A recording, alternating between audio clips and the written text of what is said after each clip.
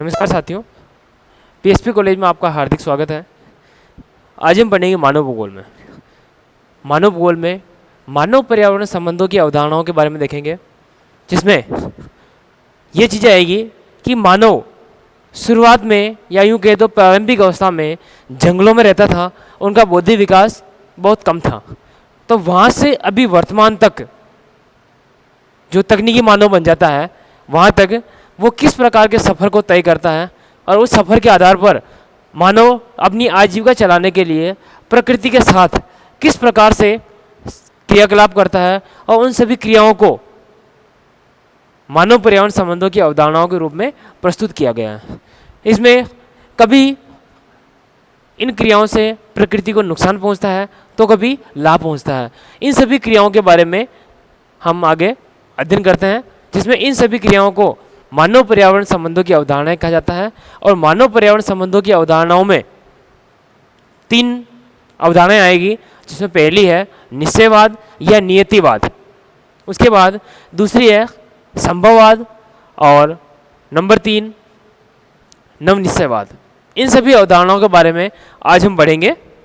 तो अपना जो टॉपिक रहेगा वो रहेगा मानव पर्यावरण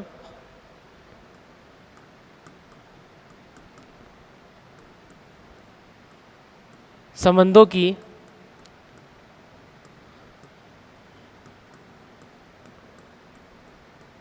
अवधारणाएं। मानव पर्यावरण संबंधों की अवधारणाएं।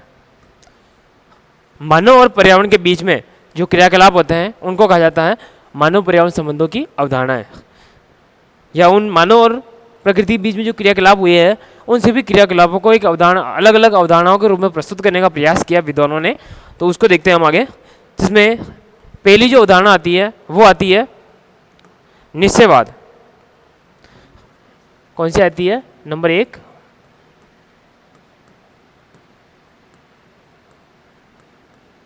निश्चयवाद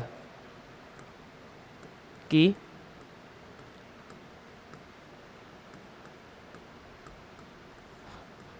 निश्चयवाद की अवधारणा। निश्चयवाद की अवधारणा में क्या बताया गया है उसके बारे में देखते हैं हम। सबसे पहले तो हम ये देखते हैं कि इस अवधारणा का प्रतिपादन किसने किया था। तो देखते हैं, इस अवधारणा का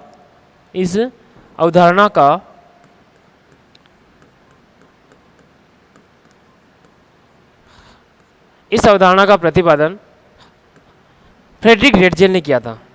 किसने किया था? फ्रेडरिक रेटजेल ने किया था।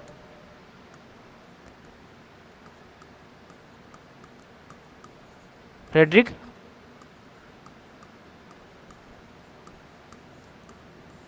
रेटजेल ने किया था। फ्रेडरिक रेटजेल ने किया था। किसका किया था? निश्चयवाद की अवधारणा का। निश्चयवाद की अवधारणा का प्रतिपादन फ्रेडरिक रेटजेल ने किया था। उसके बाद देखते हैं कि इस अवधारणा का जन्म और विकास कहाँ हुआ था।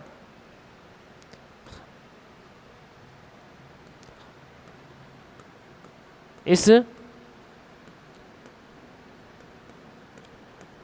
अवधारणा का जन्म एवं विकास, इस अवधारणा का जन्म एवं विकास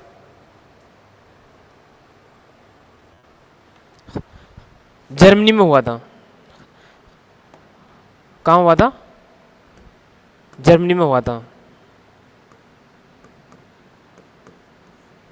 जर्मनी में हुआ था।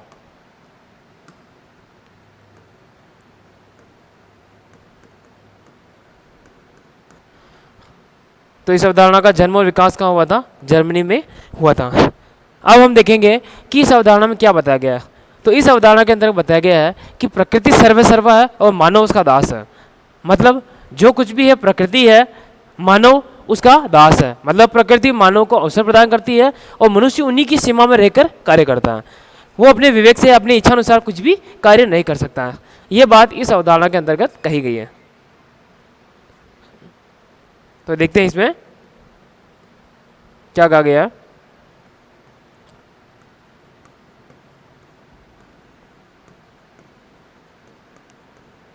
इस अवधारणा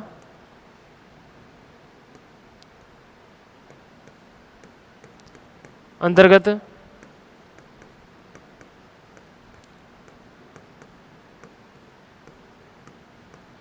बताया गया है कि प्रकृति सर्वे सर्वा है। क्या है? प्रकृति सर्वे सर्वा है तथा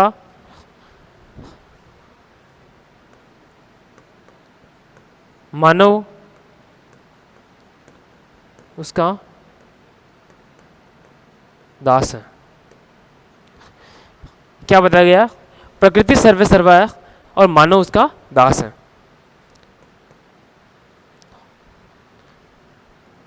ठीक है।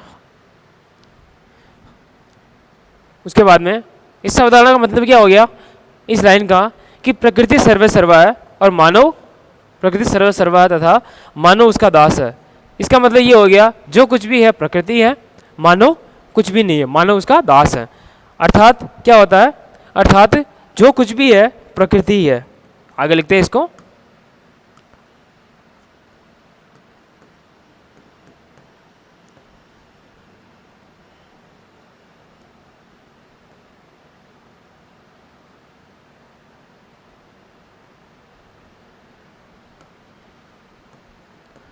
अर्थात जो कुछ भी है प्रकृति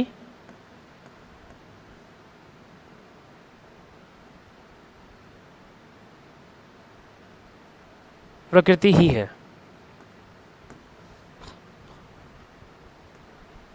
मानव कुछ भी नहीं है।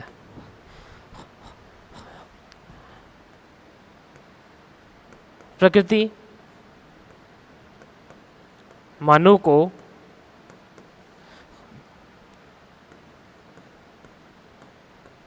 अवसर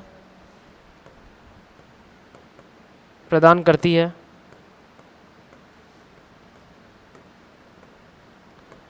और मानव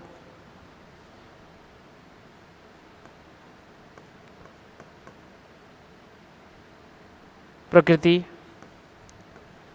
की सीमा में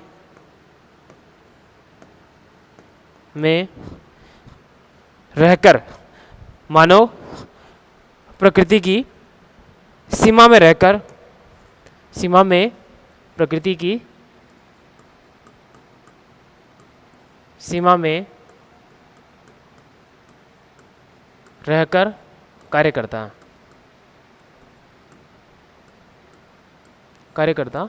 है। ये इसके अंतर्गत बताया गया है। अब हम उन विद्वानों के नाम लिखेंगे जिन्होंने इस अवधारणा का समर्थन किया था। कि ऐसे भी भूगोलता रहे हैं जिन्होंने ये कहा है कि हाँ रेडजेल जो कह रहा है, सर फ्रेडरिक रेडजेल जो कह रहा है वो सही कह रहा है, वास्तव में ऐसा ही होता है। तो लिखते हैं हम प्रमुख समर्थक।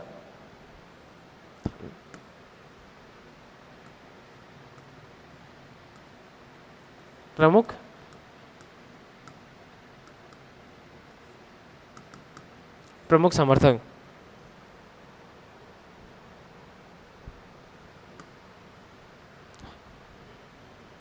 जिसकी एक ट्रिक है, वो ट्रिक है आर के क्यूब ए स्क्वायर, आर के क्यूब ए स्क्वायर, जिसमें आर बराबर रेडजेल, या इसको ऐसे सिंपली लिख लेते हैं एक आर का रेड जेल, उसके बाद के 3 है मतलब 3 के, कुमारी सैंपल, कुमारी सैंपल भी कहते हैं, एलएनसी सैंपल भी कहते हैं और एलन चर्चिल सैंपल भी कहते हैं। फिर कार्ल रिटर, एक के का मतलब और कार्ल रिटर। उसके बाद एक के और बचा है, उसका है कांट, जिसका पूरा नाम है इमैनुअल कांट, जिसका भौतिक भूगोल में योगदान रहा महत्वपूर्ण। उसके बाद 2 ए, अरस्तु, और एक दूसरा है अल मसूदी।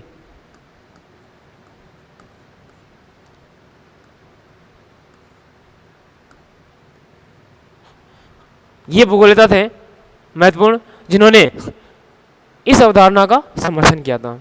इन्होंने कहा था कि हाँ, जो रेड जेल जो कह रहा है वो सही कह रहा है कि प्रकृति ही सब कुछ है, मानव कुछ भी नहीं, मानव उसका दास है। ये उस समय की बात की जा रही है जब मानव प्रारंभिक अवस्था में था, जंगलों में रहता था और उनकी सोच विकसित नहीं हुई थी। उनका उद्देश्य केवल यही था कि जंगलों में रहना और अपनी पेट पूर्ति करना। तो जंगलों में उनको जो कुछ भी मिलता था, पेड़ों की पत्तियाँ, कंदमूल, टहनियाँ, फल वगैरह और शिकार करना, इन सभी क्रियाओं को अपनाकर मानव क्या करता था, अपनी आजीविका चलाता था। ये उस समय की बात है और इस प्रकार की जो मानव और पर्यावरण के बीच में जो क्रियाकलाप होते थे, उन सभी क्रियाकलापों को निश्चयवाद की अवधारणा का नाम दिया गया। इसमें देखिए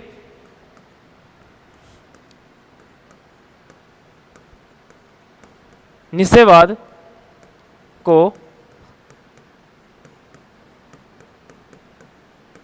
नियतिवाद भी कहा जाता है। ठीक है, और अब उसके बाद में आलोचना कि निश्चयवाद की क्या आलोचना हुई थी, जिसके आधार पर संभववाद की विचारधारा का जन्म हुआ।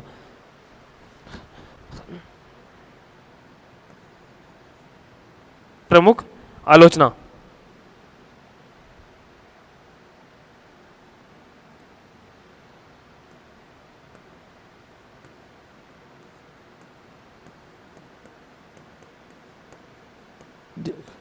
प्रमुख आलोचना, प्रमुख आलोचना करने वाला विद्वान था O.H.K. स्पेट। O.H.K. स्पेट, O.H.K. स्पेट मुख्य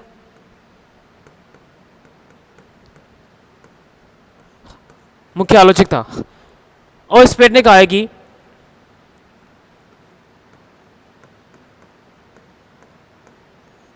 पर्यावरण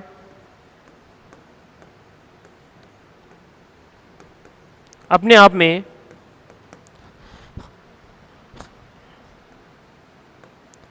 अर्थहीन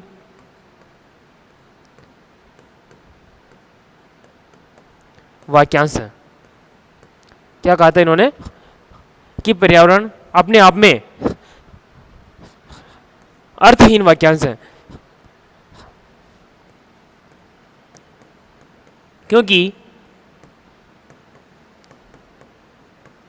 बिना मानव के पर्यावरण का कोई अस्तित्व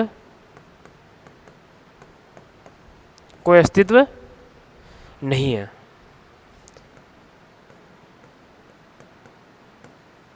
क्या बताया इन्होंने?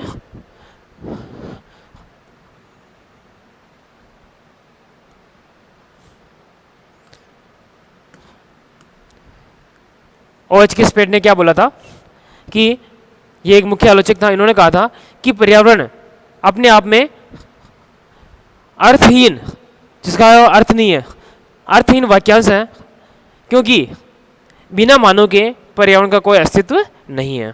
यही इसकी मुख्य आलोचना थी और इसी के आधार पर फिर बाद में जो अन्य विद्वान थे उन्होंने किसी नई संकल्पना को जन्म दिया है और वो आगे कहलाएगा संभववाद की अवधारणा।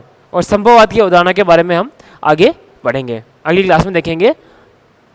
ठीक है ना, आज के लिए इतना ही काफ़ी है। आगे हम अगली क्लास में देखेंगे संभववाद के बारे में।